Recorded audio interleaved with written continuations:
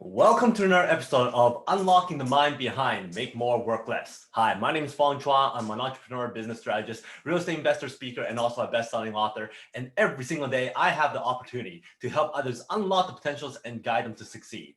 Today on Unlocking the Mind, we're going to talk about another cognitive bias. And the reason why we talk about these things is so that we can better prepare ourselves to make decisions, build relationships, and negotiate, or even avoid certain traps that we may or may not be facing. And today, to introduce our cognitive bias, I'm going to ask you a question.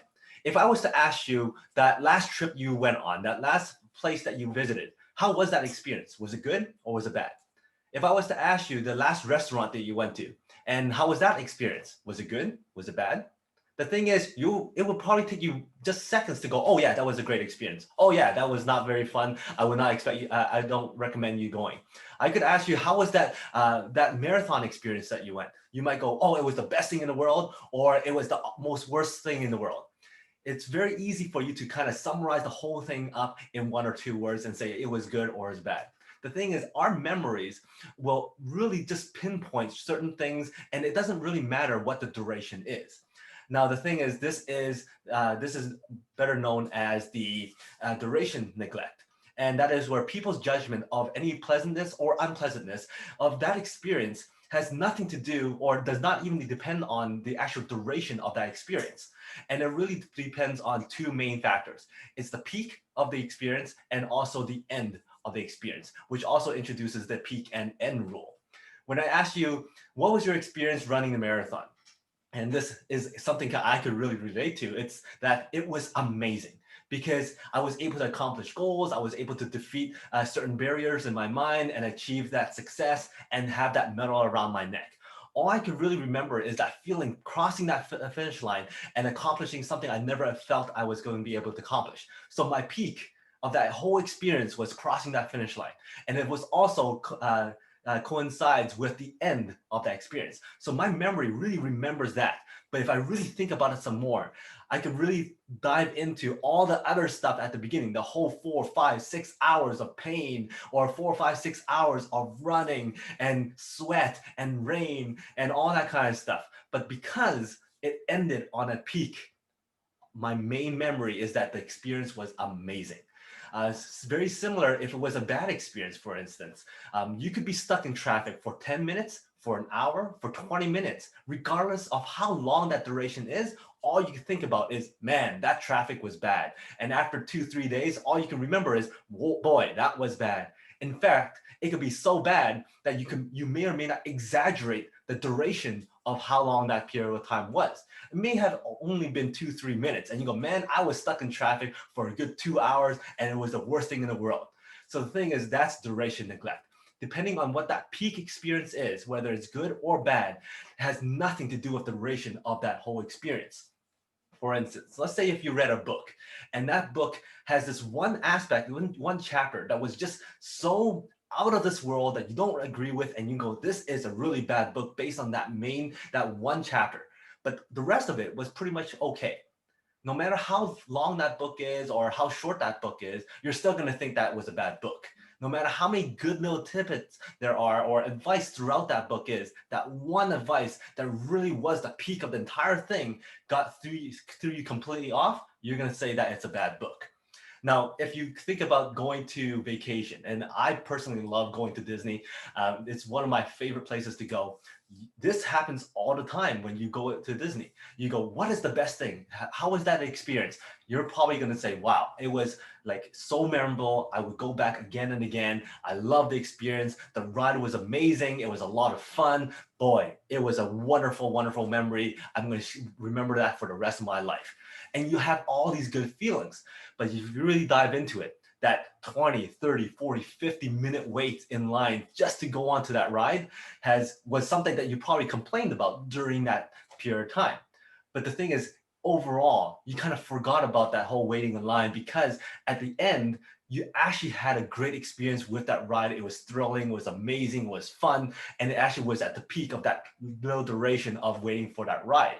So now you're ending with a high note as well.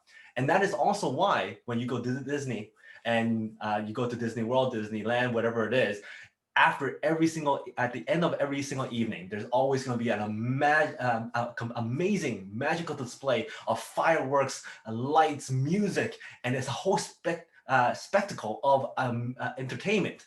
And that is because they want it to be ending on a high peak note, so that when you're heading home that evening, all you could think about was that whole experience at the very end of the day, how you watched the fireworks, how you had this great excitement, and you're always going to remember that feeling.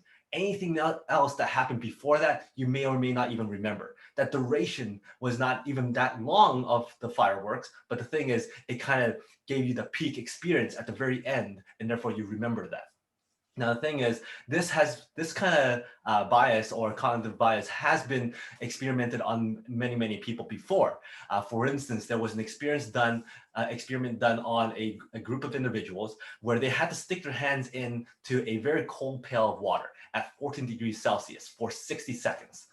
And then after that, there's another group of people, same group of people, and they were asked to put their hands into another pail of water, which is also 14 degrees Celsius for 60 seconds. But after that 60 seconds, they had to take their hands and then put it into another pail of water for another 30 seconds at 15 degrees Celsius.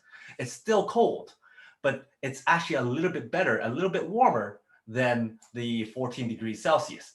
Now, the thing is, when asked which experience they would actually have to go back to if they must, most people will actually choose the longer duration, the 90-second duration, because it ended off on a better note than where they started. Whereas the other one was just cold.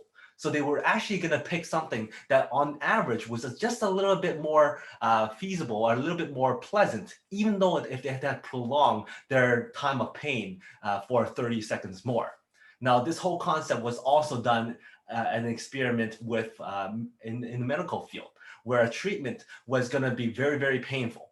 So they tested it on certain patients where they go, okay, we're going to give you this procedure, this medicine, and as you keep on going, you're going to hit this peak point where it's going to be very painful.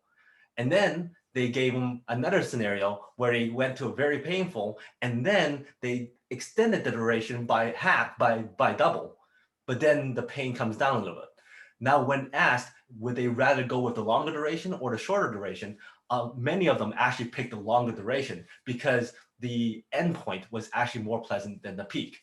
So that's why this kind of bias is very important when we make certain decisions. For instance, if you were to do an event and the content of that event may not be very exciting. So you may want to do a longer event and have more excitement, more exercises, more engagement, more involvement with the audience members and have more entertainment in there, but then sprinkle in some of that content that may or may not be exciting and then end with a great high note with a celebration. People might actually prefer that over a 2-hour crash course on a very unpleasant topic. So that's how you are able to take this and apply it to your own life and see how it's done. So the thing is, for me, I always think about finishing strong. When I go for runs, no matter how long that run's going to be, I always want to finish strong.